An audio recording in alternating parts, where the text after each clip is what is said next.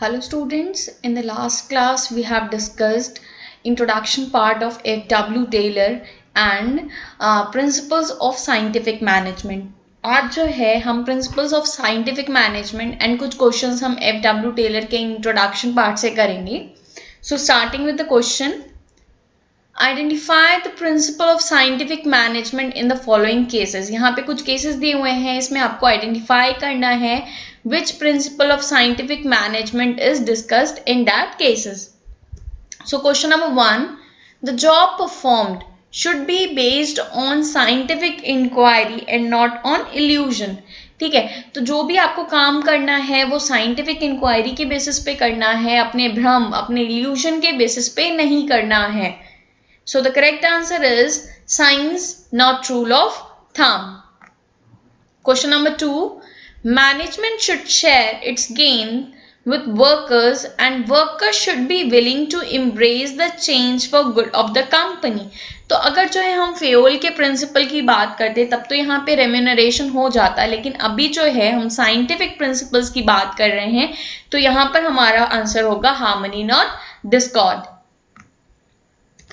Question number 3, management should be open to constructive suggestions and workers should be taken into confidence before taking important decisions. तो यहाँ पे suggestions की बात हो रही है and ये बोला जा रहा है कि workers को आपको confidence में लेना चाहिए कोई भी important decision लेने के पहले. तो मैंने आपको बताया था कि harmony not discord में जब हम initiative add कर देते हैं तब जो है हमारा बन जाता है cooperation not individualism.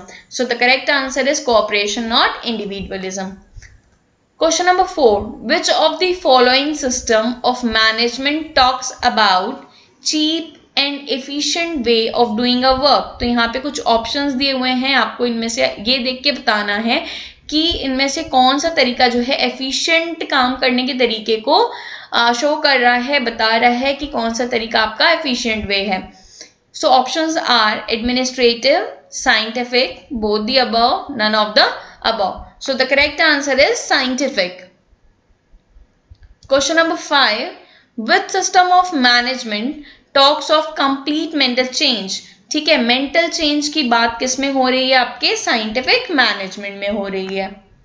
Question number 6, which company did Taylor join in America in 1878 as a laborer? ठीक है, ऐसा लेबर जो है टेलर ने कौन सी कंपनी अमेरिका में ज्वाइन की थी? सो the correct answer is Midvale steel company. Question number 7, scientific management brings. ठीक है, तो साइंटिफिक मैनेजमेंट कौन सा चेंज लेके आता है? सोशल, इकोनॉमिक, मेंटल या industrial? So the correct answer is mental change. Question number 8, in which year Taylor became an engineer from a worker. तो कौन से साल में जो है टेलर इंजीनियर बन गए थे from worker? His promotion was done in 1884. तो ये ईयर आप याद रखोगे 1884. Question number 9, which of the following is not a principle of management given by Taylor. तो यहाँ पे science not rule of thumb ये आपका प्रिंसिपल है. फंक्शनल फोरमैनशिप, फंक्शनल फोरमैनशिप ये टेक्निक है, राइट? तो हमारा करेक्ट आंसर क्या होगा? फंक्शनल फोरमैनशिप होगा. आप सोच रहे होगे कि मैम हमने तो ऑप्शन सी भी नहीं पढ़ा है, मैक्सिमम नॉट रेस्ट्रिक्टेड आउटपुट. ठीक है, आपने ऑप्शन सी जो है 12th लेवल पे नहीं पढ़ा है, बट आप ग्रेजुएशन वगैरह में जो है इस पॉइंट को भी आप पढ़ेंगे as a principle of scientific management. Question number 10, what was the profession of F.W. Taylor. तो F.W. Taylor he was a mechanical engineer. Question number 11, which of the following is a principle of management given by Taylor? तो division of work, remuneration of employees, unity of command, ये तीनों जो है Fayol के principles हैं, we have already discussed. ठीक है, and option number D, science not rule of thumb, this was given by F.W. Taylor. Question number 12, according to this principle of scientific management has its foundation the firm conviction that true interest of the management and work are one. ठीक है, यहाँ worker होगा, work लिखा हुआ है तो आप देख लेना उसको. तो यहाँ पर जो है ये चीज कही जा रही है कि मैनेजमेंट का और वर्कर का इंटरेस्ट दोनों का सेम है, The prosperity for the employer cannot exist for a long time unless it is accompanied by the prosperity for the employees and vice versa. ठीक है, तो यहाँ पर ये चीज बोली जा रही है कि एम्प्लॉयर की प्रॉस्पेरिटी भी ज्यादा समय तक नहीं चल पाएगी अगर जो है साथ साथ एम्प्लॉयज की प्रॉस्पेरिटी नहीं है, एंड इसका ऑपोजिट भी कि एम्प्लॉयज की भी प्रॉस्पेरिटी ज्यादा दिन तक नहीं चल पाएगी अगर एम्प्लॉयर की प्रॉस्पेरिटी नहीं है. तो यहाँ पर ये बात कही जा रही है कि दोनों को एक साथ मिलजुल करके एक दूसरे के बारे में सोच करके काम करना है. तो यहाँ पे किस प्रिंसिपल की बात हो रही है? Guess, harmony not discord. Question number 13. According to this principle of scientific management, the employees should be rewarded for their suggestions which result in substantial reduction in the cost. तो यहाँ पर ये बोला जा रहा है कि एम्प्लॉयज को उनके सजेशंस के लिए हमें रिवॉर्ड देना है.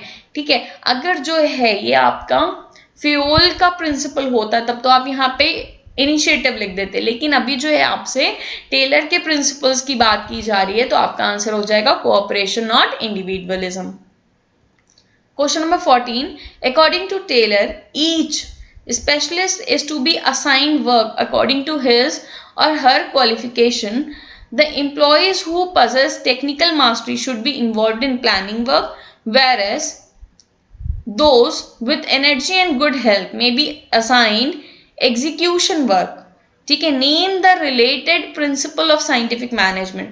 अब जो है जब आप ये क्वेश्चन पढ़ेंगे तो आप आधा क्वेश्चन पढ़ते ही सोचेंगे कि नहीं यहाँ पे फंक्शनल फोरमैनशिप की बात हो रही है, एंड जो है आप एग्जाम में खुशी खुशी फंक्शनल फोरमैनशिप जो है आंसर टिक करके आ जाएंगे. लेकिन जो है जब आप पूरा क्वेश्चन पढ़ेंगे यहाँ पे क्या बोल रहा है, name the related principal of scientific management. आपसे टेक्निक नहीं पूछा है, प्रिंसिपल पूछा है. तो यहाँ पर आपका आंसर क्या होगा? Option C, that is development of each and every person to his और her greatest efficiency and prosperity. अगर यहीं पर प्रिंसिपल की जगह टेक्निक पूछा होता तब आपका आंसर फंक्शनल फोरमैनशिप करेक्ट होता. तो इस क्वेश्चन को आप एक बार और समझिएगा, अच्छे से देख लीजिएगा, ये एक इंपॉर्टेंट क्वेश्चन है. Question number 15. According to Taylor, even a small production activity like loading figures of iron into boxes can be scientifically planned and managed. मतलब छोटी सी छोटी चीजों को भी हम scientifically plan कर सकते हैं. This can result in tremendous saving of human energy as well as wastage of time and material. तो ये जो है ह्यूमन की एनर्जी और टाइम और मटेरियल का वेस्टेज भी बचाएगा. Identify related principal of scientific management. तो यहाँ पे प्रिंसिपल की बात कर रही है, तो यहाँ पे हमारा आंसर क्या हो जाएगा? Science not rule of thumb. Yes, thanks for watching this video. आपको जो है इसमें कई इंपॉर्टेंट क्वेश्चंस मिलेंगे. अगर जो है आपने ये वीडियो ध्यान से नहीं देखा है तो आप एक बार और इस वीडियो को ध्यान से देख लीजिए, क्योंकि एग्जाम में हो सकता है कि आपको जो है इससे काफी क्वेश्चंस मिल जाएं. इस वीडियो से आपको काफी हेल्प मिल सकती है. Keep studying, keep rocking.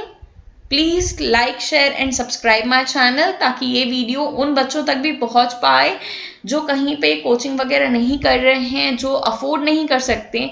इस समय जो है कोविड-19 की सिचुएशन है एंड बहुत से बच्चे ऐसे हैं जो कोचिंग करना चाहते हैं बट स्टिल वो कोचिंग अफोर्ड नहीं कर पा रहे हैं. तो आप मेरा वीडियो शेयर करिए ताकि ये वीडियो जो है उन बच्चों तक भी पहुंच सके. Thank you. Have a nice day. Bye bye.